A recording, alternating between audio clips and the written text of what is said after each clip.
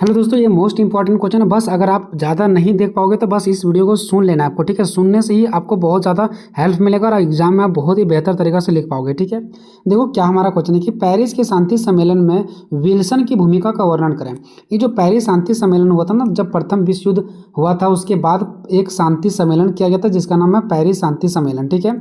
और ये जो सम्मेलन हुआ था वो किसके अंतर्गत हुआ था? विल्सन। ये विल्सन कौन थे? अमेरिका के ही राष्ट्रपति थे, ठीक है। और सम्मेलन इसलिए किया गया था ताकि फिर से अगले बार कोई युद्ध ना हो, है ना। प्रथम विश्व युद्ध जब हुआ था तो ये सम्मेलन इसलिए किया गया था ताकि फिर से कोई दूसरा युद्ध ना हो, लेकिन फिर से दूसरा युद्ध जो है वो हो ही जाता है, दूसरा विश्व युद्ध, है ना। लेकिन प्रयास यही किया जाता है कि दूसरा विश्व युद्ध ना हो। जब पहला विश्व युद्ध हो जाता है तो पेरिस शांति सम्मेलन बनाया जाता है ताकि दूसरा विश्व युद्ध ना हो। और ये विल्सन के द्वारा बनाया जाता है। विल्सन हमारे ये है अमेरिका के राष्ट्रपति। तो आखिर ये विल्सन जी ने पेरिस शांति सम्मेलन में क्या भूमिका निभाएं उसके बारे में हम लोग देखेंगे। इसका ट्रिक यहाँ पर देख सकते हैं दोस्तों। हम लोग यहाँ पर क्या क्या मुद्दा पर बात करेंगे। सबसे पहले बात करेंगे पेरिस शांति सम्मेलन में विल्सन की क्या भूमिका है, यानी इन्होंने क्या भूमिका निभाया। फिर पेरिस शांति सम्मेलन का उद्देश्य देखेंगे। फिर सम्मेलन के परिणाम और प्रभाव देखेंगे कि ये सम्मेलन का क्या परिणाम और प्रभाव पड़ा। फिर देखेंगे पेरिस शांति सम्मेलन की समस्याएं, यानी कि समस्याएं जिसको हम लोग असफलता कह सकते हैं। ये सफल नहीं हो पाया, इसमें बहुत सारा समस्या आ गया, इसी के वजह से तो फिर से दूसरा विश्व युद्ध हो गया। अगर ये सफल हो जाता तो दूसरा विश्व युद्ध क्यों होता।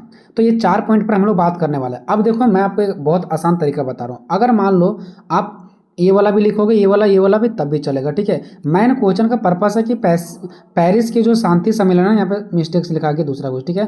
पेरिस शांति सम्मेलन में जो विल्सन की भूमिका है वो आपको मेन लिखना है। उसके बाद आप चाहो तो उद्देश्य लिख के छोड़ सकते हो, आप चाहो तो उसका प्रभाव भी लिख के छोड़ सकते हो, या तो आप चाहो तो सारा कुछ लिख सकते हो। ये आपके ऊपर डिपेंड पड़ता है कि ये वाला पॉइंट को लिखने के बाद ये तीनों पॉइंट को आप एक लिखना चाहते हो कि 2 लिखना चाहते हो कि तीनों लिखना चाहते हो। लेकिन आप इस वीडियो को देख लो, बाकी आपको जितना अच्छा लगे 4 पेज 5 पेज में जितना भी लिखने से आपका हो जाता है उतना ही लिख के छोड़ देना। मान लो कि ये और ये लिखने से आपका हो गया तो छोड़ दीजिएगा, ठीक है। चलो तो एक करके हम लोग बात करते हैं, ठीक है। हम समझते हैं पेरिस का शांति सम्मेलन क्या। आप सभी को पता है जब प्रथम विश्व युद्ध हुआ था 1914 से लेकर के 1918 तक, तो दुनिया में तहलका मचा हुआ था, ठीक है। जो देश जीत गया था उसको भी झटका लगा था और जो देश हार गया था उसको भी झटका लगा था। नुकसान तो दोनों को हुआ था, भले वो जीत गया था, ठीक है। तो सारे देशों ने मिल करके सोचा कि ऐसा क्यों ना ये कोई सम्मेलन बनाया जाए ताकि फिर दूसरा बार कोई युद्ध ना हो। लेकिन यही होता है कि बढ़िया सा सम्मेलन नहीं बन पाता है, जिसकी वजह से फिर से द्वितीय विश्व युद्ध हो ही जाता है। और ये सम्मेलन का निर्माण इसीलिए किया गया था, ये सम्मेलन इसीलिए किया गया था ताकि बाद में कोई युद्ध ना हो, क्योंकि प्रथम विश्व युद्ध में सबको झटका लग चुका था। तो प्रथम विश्व युद्ध में झटका लगने के बाद फिर से ऐसा सिचुएशन ना आ जाए, इसी चीज़ों को संभालने के लिए पेरिस का शांति सम्मेलन किया गया था, ठीक है। चलिए एक करके हम लोग आंसर को जानते हैं अच्छे तरीके से। सबसे पहले जानेंगे कि पेरिस का शांति सम्मेलन क्या है, ठीक है। प्रथम विश्व युद्ध की समाप्ति के बाद 8 जनवरी 1919 ईस्वी में विश्व स्तर पर शांति को स्थापित करने के उद्देश्य से पेरिस में एक शांति सम्मेलन आयोजित किया गया, ठीक है। यानी प्रथम विश्व युद्ध के समाप्त होने के बाद दोस्तों 8 जनवरी 1919 ईस्वी में विश्व स्तर पर, यानी कि लगभग सभी देश शामिल थे इसमें, ठीक है, शांति को स्थापित करने के लिए ताकि फिर से कोई युद्ध स्टार्ट ना हो जाए, पेरिस में एक सम्मेलन आयोजित किया गया। उसी का नाम है पेरिस शांति सम्मेलन। चूंकि पेरिस में किया गया था, फ्रांस की राजधानी पेरिस है, ठीक है। पेरिस में ये सम्मेलन आयोजित हुआ था, इसीलिए पेरिस शांति सम्मेलन के नाम से जाना जाता है, ठीक है। इसका मुख्य उद्देश्य युद्ध के बाद शांति की शर्तों को निर्धारित करना था, ताकि शांति के जो शांत रहने का जो शर्त है ना उसको उजागर किया गया, सभी को बताया गया ताकि दोबारा युद्ध ना हो। एक नई विश्व व्यवस्था स्थापित किया गया तथा भविष्य में युद्धों को रोकने के लिए कुछ नियम और संगठन बनाने पर सहमति जताया गया कि कुछ नियम बनाएंगे हम लोग और संगठन बनाएंगे ताकि नेक्स्ट टाइम कभी भी ऐसा युद्ध नहीं आए। क्योंकि जब युद्ध आता है तो हर एक देश चाहता है कि हम जीत जाएं और इस प्रकार से और भी युद्ध होता है। तो इसको शांति करने के लिए ही नियम और संगठन बनाने के उद्देश्य से ये सम्मेलन लाया गया था, जिसका नाम था पेरिस शांति सम्मेलन, ठीक है। प्रथम विश्व युद्ध के बाद मित्र राष्ट्र ने धुरी राष्ट्रों के साथ पेरिस शांति सम्मेलन किया। इस सम्मेलन में केवल विजय राष्ट्रों ने भाग लिया। देखो जब प्रथम विश्व युद्ध हुआ था ना तो 2 भागों में हमारा जो दुनिया थी ना, हमारा जो विश्व था ना वो 2 भागों में बढ़ चुका था, एक मित्र राष्ट्र और एक धुरी राष्ट्र। मित्र राष्ट्र में भी कुछ देश शामिल थे और धुरी राष्ट्र में भी कुछ देश शामिल थे। और लास्ट में जीत जो हमारा होती है दोस्तों, जैसे देखो मित्र राष्ट्र में अमेरिका जैसे देश थे, ठीक है। और धुरी राष्ट्र में जो आपका हो गया जर्मनी, ये सब राष्ट्र थे, ठीक है। अब मित्र राष्ट्र में भी कुछ राष्ट्र थे और धुरी राष्ट्र में भी कुछ राष्ट्र थे। तो मित्र राष्ट्र ने धुरी राष्ट्रों के साथ पेरिस शांति सम्मेलन किया, यानी कि मित्र राष्ट्र ने धुरी राष्ट्र को बुलाया, ठीक है, और इनके साथ क्या किया, शांति सम्मेलन किए। इस सम्मेलन में केवल विजय राष्ट्रों ने ही भाग लिया। अब देखो ये जो सम्मेलन था ना दोस्तों, ये सम्मेलन में जो राष्ट्र जीते हुए थे ना वही शामिल हुए और जो हार गए थे ना उनको शामिल नहीं किया गया था इस सम्मेलन में। ठीक है, इस चीज़ को आपको ध्यान रखना है। इसीलिए तो ये सम्मेलन सफल नहीं हुआ। आखिर जो हारे थे उसको भी बुलाना चाहिए था, लेकिन नहीं। शांति सम्मेलन में विजय देश शामिल हुए थे, है ना, जो विजय जो जीत गए थे, इसलिए इस सम्मेलन को विजय देश का मंच भी कहा जाता है। नेक्स्ट है कि इस सम्मेलन में 32 देशों ने भाग लिया था। इस जो सम्मेलन था ना, उस सम्मेलन में 32 देशों ने भाग लिया था और फ्रांस की राजधानी पेरिस में किया गया था यह सम्मेलन। अब बात करते हैं दोस्तों पेरिस शांति सम्मेलन में विल्सन की भूमिका थी। इसका निम्नलिखित भूमिका था। 14 सूत्रीय कार्यक्रम में इन्होंने भूमिका निभाई। न्याय और शांति की मांग इन्होंने किया। राष्ट्रीय संघ की स्थापना किए। नई विश्व व्यवस्था का प्रस्ताव रखा। ठीक है, आगे देखिए पॉइंट नंबर 1 का बात करते हैं। 14 सूत्रीय कार्यक्रम। विल्सन ने अमेरिका की संसद में अपना 14 सूत्रीय कार्यक्रम रखा, जिसमें से विश्व में अस्थायी शांति स्थापित करने के लिए दिशा निर्देश दिया गया। यानी 14 सूत्रीय कार्यक्रम में मतलब कुछ मुद्दा रखा गया, कुछ बातें रखा गया, जिसमें से ये बताया गया कि हमेशा के लिए अब शांति के बारे में बात किया गया कि किस प्रकार से सारे देश में शांति बना रहे। अस्थायी शांति मतलब हमेशा के लिए शांति, ताकि दोबारा कोई युद्ध ना हो।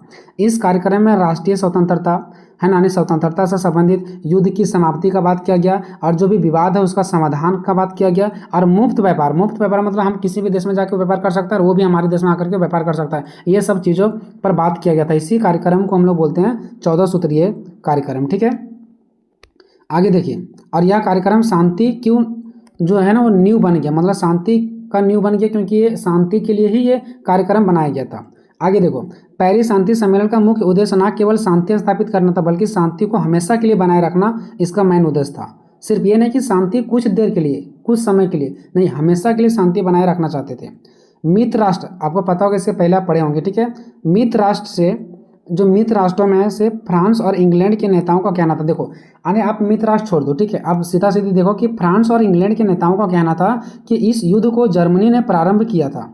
ठीक है, जो प्रथम विश्व युद्ध हुआ था, तो फ्रांस का और इंग्लैंड का कहना था कि ये जो प्रथम विश्व युद्ध स्टार्ट हुआ वो जर्मनी के कारण स्टार्ट हुआ है, जर्मनी की वजह से स्टार्ट हुआ है, तो जर्मनी से कुछ पैसा लिया जाए, है ना। अतः युद्ध की क्षतिपूर्ति के लिए, यानी कि युद्ध जो छेड़ा है इसके क्षति के लिए जर्मनी से अधिक धन वसूलना चाहते थे। ठीक है, कौन?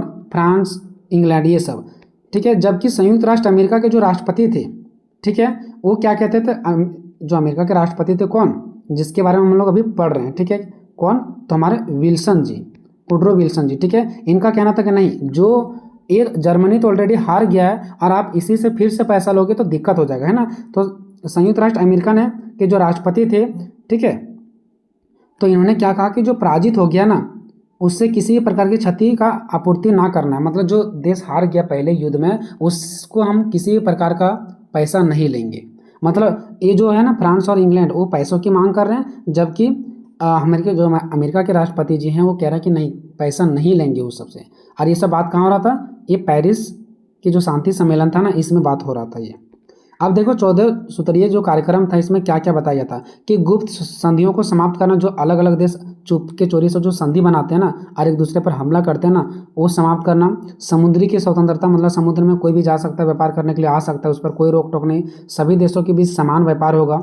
ठीक है, हम कहीं भी जाकर व्यापार कर सकते हैं। पराजित देशों के साथ उचित समाधान, जो हारे हुए देश है उसके साथ उचित समाधान होना चाहिए, उसको हमेशा मतलब हम लोगों को मदद करना चाहिए।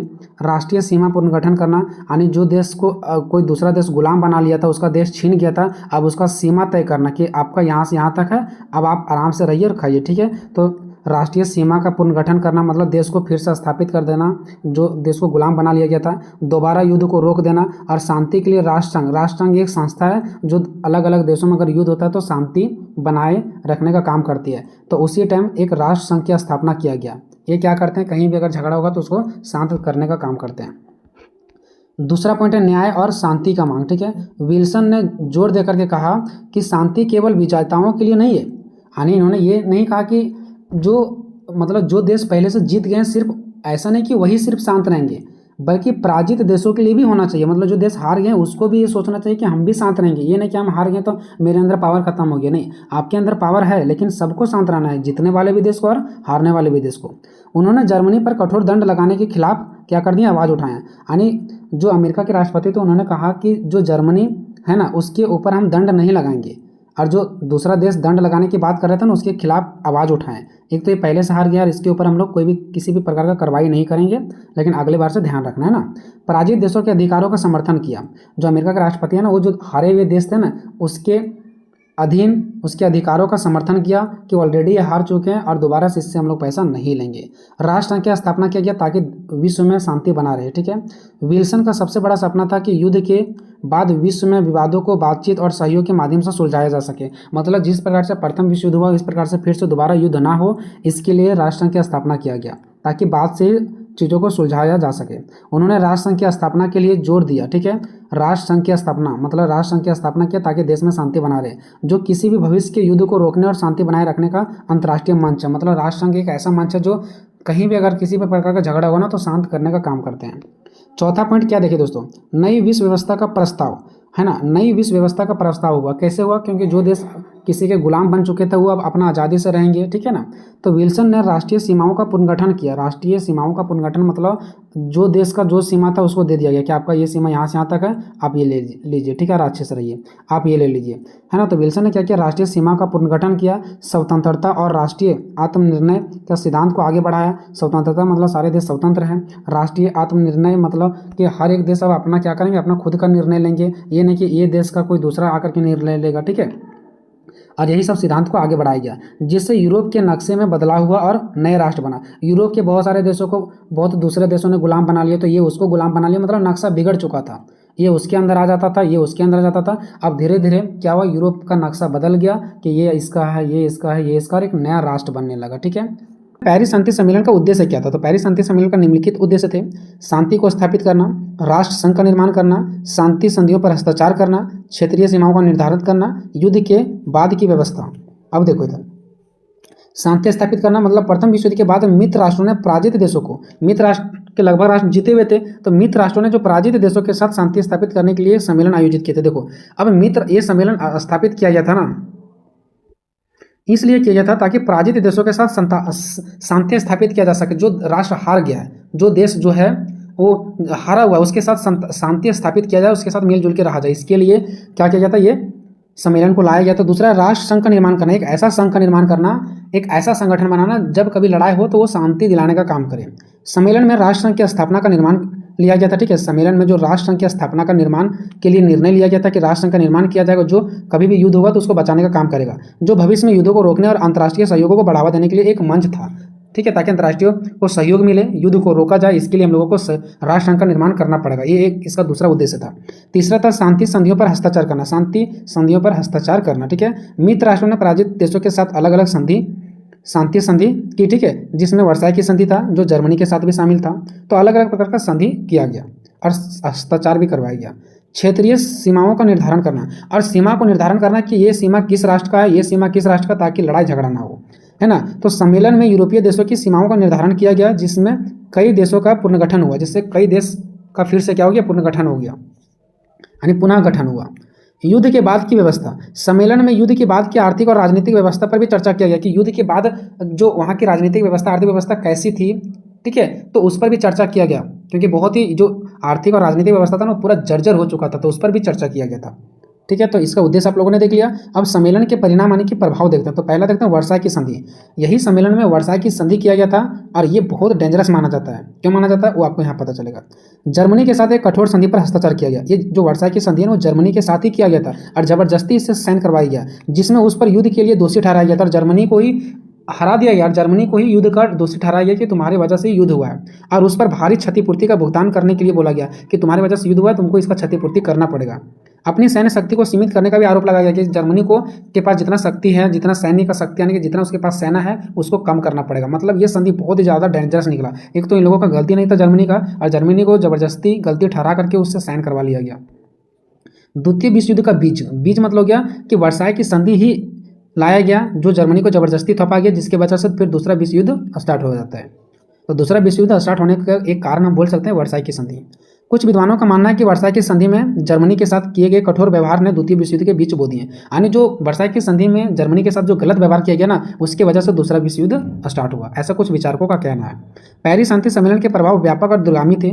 इसने न केवल प्रथम विश्व युद्ध के बाद की दुनिया को आकार दिया है, बल्कि द्वितीय विश्व युद्ध और उसके बाद की घटनाओं को भी प्रभावित किया है। मतलब क्या कि जो पेरिस शांति सम्मेलन है ना, ये क्या क्या पता है, इसकी वजह से प्रथम विश्व युद्ध, दुनिया को आकार तो दिया ही दिया है, बल्कि इसके साथ साथ दूसरा विश्व युद्ध और इसके बाद की घटनाओं को भी प्रभावित किया। यानी कि दूसरा जो ये हमारा जो पेरिस शांति सम्मेलन है, इसकी वजह से दूसरा विश्व युद्ध अभी स्टार्ट हुआ है और ये बहुत सारी घटनाओं को भी प्रभावित किए हैं।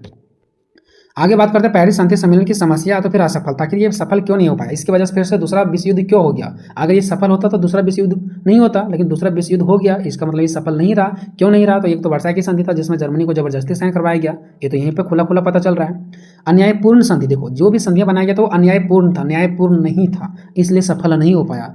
सम्मेलन का प्रमुख उद्देश्य शांति स्थापित करना था। सम्मेलन को किस लिए बनाया गया था, ताकि शांति स्थापित किया जा सके, किंतु सम्मेलन के सदस्य इसके प्रति गंभीर नहीं थे। जो इसमें शामिल होने वाले सदस्य थे, देश थे, वो गंभीर नहीं लेते थे। सभी महत्वपूर्ण निर्णय प्रमुख 3 राष्ट्रों इंग्लैंड, फ्रांस और अमेरिका द्वारा ही लिए जाते थे, बाकी राष्ट्र को अधिकार नहीं था निर्णय लेने का। छोटे राष्ट्रों और अन्य सहयोगी राष्ट्रों के विचार नहीं किया जाना न्याय संगत नहीं था। ठीक है, आने की और भी राष्ट्रों को मौका दिया जाना चाहिए, लेकिन और भी राष्ट्रों को वहाँ पे मौका नहीं दिया गया, बल्कि सिर्फ इंग्लैंड, फ्रांस और अमेरिका ही थे। इसका मतलब अन्य राष्ट्रों के साथ न्याय संगत नहीं किया गया। वर्साई की संधि पर हस्ताक्षर करने के लिए जब जर्मन प्रतिनिधिमंडल पेरिस आया तो मित्र राष्ट्रों का व्यवहार क्रोध था। देखो जब वर्साई की संधि होता है तो उस टाइम किसके बीच में होता है, तो ये होता है हमारा जर्मनी के बीच में। तो जर्मनी को बुलाया जाता है, तो जब जर्मनी वहाँ जाते हैं, ठीक है, जर्मनी प्रतिनिधि जो मंडल है वो वहाँ पे जाते हैं, तो वो जबरदस्ती उसे साइन भी करवाया जाता है, इसके ऊपर जबरदस्ती थोपा भी जाता है और इसके प्रति क्रोध जैसा व्यवहार होता है। ठीक है, यानी कि इसके ऊपर क्रोध जैसा व्यवहार करते हैं। अपमानजनक संधि, देखो संधि का प्रारूप तैयार हो जाने पर जर्मन सदस्यों से हस्ताक्षर करवाने के लिए जिस तरह का व्यवहार किया गया वह अपमानजनक था। यानी कि जिस टाइम जर्मनी से साइन करवाया जा रहा था, उस टाइम जिस प्रकार से इसके साथ व्यवहार किया जा रहा था वो बिल्कुल अपमानजनक था। ठीक है, अपमानजनक था। इसलिए जो जर्मनी के चांसलर थे ना, जिसका नाम था सिडमैन, उन्होंने त्याग पत्र दे दिया। इंग्लैंड के समाचार पत्रों, अब जब त्याग पत्र दे दिया तो देखो इंग्लैंड भी इसका मजा ले रहे हैं और फ्रांस भी ले रहे हैं। क्यों, क्योंकि इंग्लैंड के जो समाचार पत्रों थे, समाचार छापने वाला, और फ्रांस के समाचार पत्रों था, इन्होंने भी जमकर जर्मनी के प्रति अपमानजनित किया। जब इन्होंने त्याग पत्र दिया ना, तो इंग्लैंड और फ्रांस के जो समाचार पत्र थे ना छापने वाले, वो जर्मनी को अपमानित किया बहुत ज़्यादा। कुछ गलत चीज़ें छाप दी होंगे, है ना। आरोपित संधि क्या, देखो सम्मेलन में जर्मनी को ना बुलाना ही पर्याप्त था। यानी कि जर्मनी को जो सम्मेलन में तो नहीं बुलाया गया था, तो चलो मान लो कि जर्मनी को सम्मेलन में नहीं बुलाया गया था, उसके बाद आगे देखिए युद्ध के लिए जर्मनी को उत्तरदायी भी ठहराया गया कि तुम्हारी वजह से युद्ध हुआ है ना, अनुचित ठहराया गया उसको। जर्मनी को यह स्वीकारना भी पड़ा जबरदस्ती, उन दस्तावेज पर हस्ताक्षर भी करना पड़ा जिसका वह दोषी भी नहीं था। कठोर संधि, इस संधि की तमाम शर्तें भी क्या थे, कठोर थी। फ्रांस की क्रूरता, देखो फ्रांस जर्मनी के प्रति एकदम क्रूर व्यवहार करता था। विजेता राष्ट्रों के स्वार्थ भी एक दूसरे से टकराते थे। जो विजेता राष्ट्र थे ना, उसके स्वार्थ भी एक दूसरे से क्या होते थे, टकराते थे।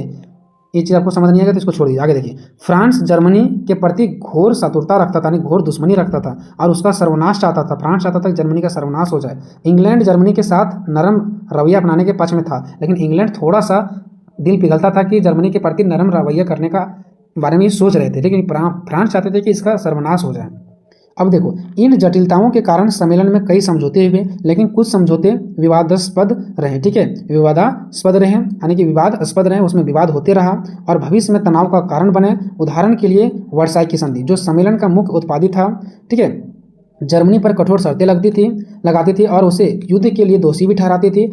यह संधि जर्मनी में नाराजगी और आक्रोश का कारण बनी, अंततः द्वितीय विश्व युद्ध का भी प्रमुख कारण बनी। अब देखिए दोस्तों, निष्कर्ष का बात करते हैं। तो पेरिस शांति सम्मेलन में वुडरो विल्सन ने शांति की स्थापना किया, राष्ट्र संघ का गठन किया ताकि सारे देश में शांति बना रहे, न्यायपूर्ण शांति का समर्थन किया, ऐसा शांति हो जो सभी के लिए न्याय का काम करे। विश्व के राजनीतिक नक्शा में भी परिवर्तन देखने को मिला। यही सब योगदान इनके द्वारा दिया गया, जो इतिहास में उन्हें एक महान शांति के रूप में भी याद करते हैं। वुडरो विल्सन को महान शांति के रूप में भी देखा जाता है क्योंकि उसी की वजह से शांति कायम रहा।